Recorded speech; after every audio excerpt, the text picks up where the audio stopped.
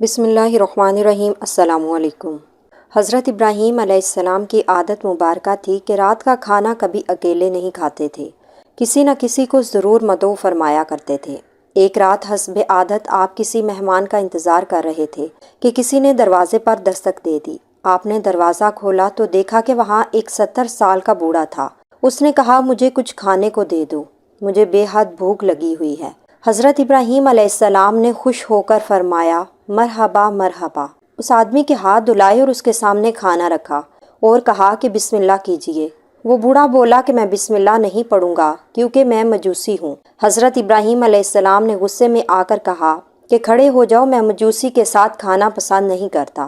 وہ بوڑھا شخص تو چلا گیا، مگر ادھر پلک جھپکتے ہی حضرت جبرائیل علیہ السلام نے حاضری دی اور بولے کہ ابراہیم علیہ السلام، اللہ تعالیٰ نے فرمایا ہے کہ وہ منکر تو میرا ہے، میں نے 70 سال میں کبھی بھی اس کا رزق نہیں روکا۔ 70 سال سے وہ میری نافرمانی کر رہا ہے، مجھے نہیں مانتا، مجھ پر ایمان نہیں لاتا، لیکن اس کے باوجود 70 سالوں میں سے میں نے ایک دن بھی اس کو بھوکا نہیں سلایا۔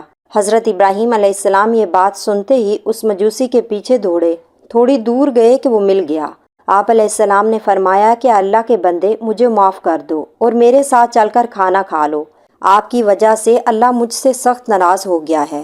مجوسی بولا کہ کون اللہ؟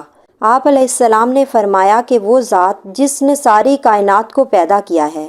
اللہ وہ ہے جس نے ہر شے کو تخلیق کیا ہے اور خوبصورت شکل میں ڈالا ہے۔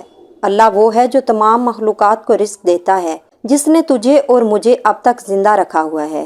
مجوسی حضرت ابراہیم علیہ السلام کی یہ بات سن کر رونے لگا اور بولا کہ کیا کہنے تیرے رب کے، اے اللہ کے بندے، تیرے رب کا تو اخلاق بہت اعلیٰ اور عظیم ہے، میں اتنے پیار کرنے والے عظیم رب پر ایمان لاتا ہوں۔ چنانچہ اس نے کلمہ پڑھا اور اللہ پر ایمان لے آیا۔ دوستو، ہمیں نفرت گنہگار سے نہیں بلکہ گناہ سے کرنی چاہیے۔ جو کوئی بھی انسان کسی گناہ میں مبتلا ہو، ہمیں اس سے نفرت نہیں کرنی چاہیے بلکہ اس کے لیے ہدایت کی دعا کرنی چاہیے۔ اللہ پاک ہم سب کو سمجھنے کی اور نیک عمل کرنے کی توفیق عطا فرمائے، آمین۔